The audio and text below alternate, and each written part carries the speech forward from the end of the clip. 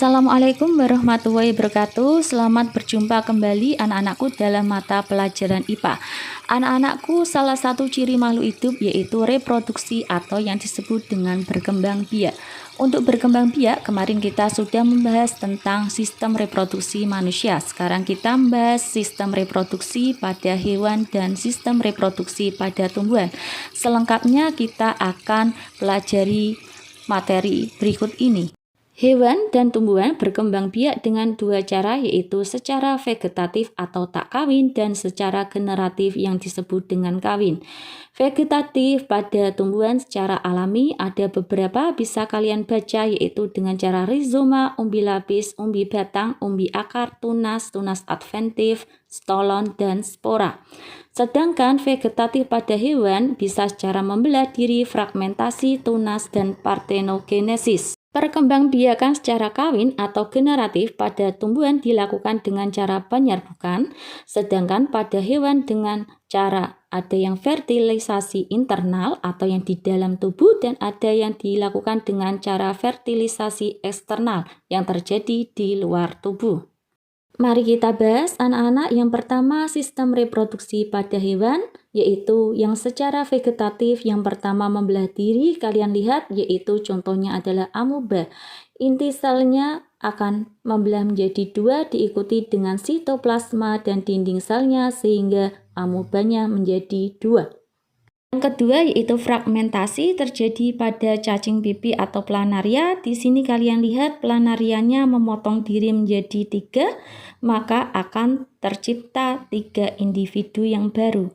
Yang ketiga yaitu tunas, contohnya pada hidra dan ubur-ubur. Di sini tubuh pada hidra akan membentuk tunas, kemudian setelah tunasnya dewasa akan melepaskan diri dari induknya.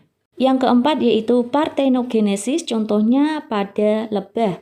Pada lebah partenogenesisnya di sini ovum atau sel telurnya berkembang tanpa dibuahi oleh sel gamet jantan.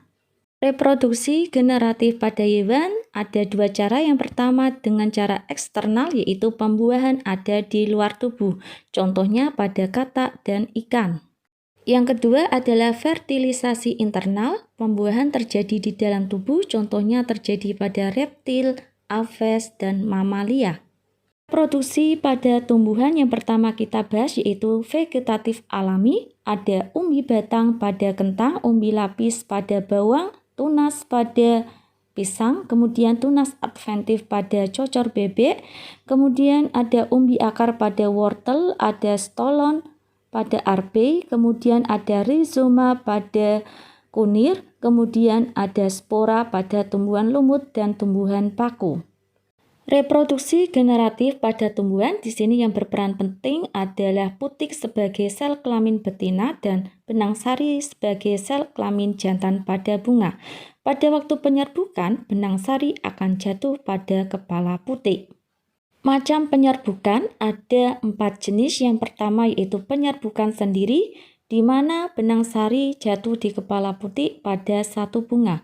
Sedangkan yang disebut dengan penyerbukan tetangga yaitu benang sari jatuh pada bunga yang lain tapi masih pada satu tanaman. Penyerbukan yang ketiga disebut dengan penyerbukan silang, di mana benang sari jatuh di kepala putik pada tumbuhan lain yang masih sejenis.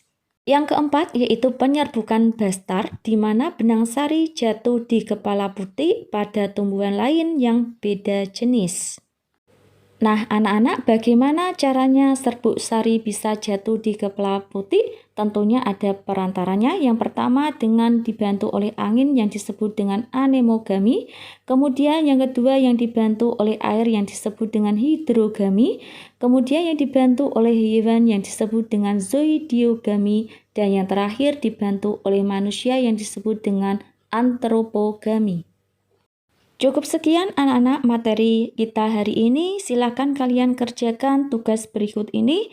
Jangan lupa dikirimkan ke Bu Rizka. Selamat belajar. Wassalamualaikum warahmatullahi wabarakatuh.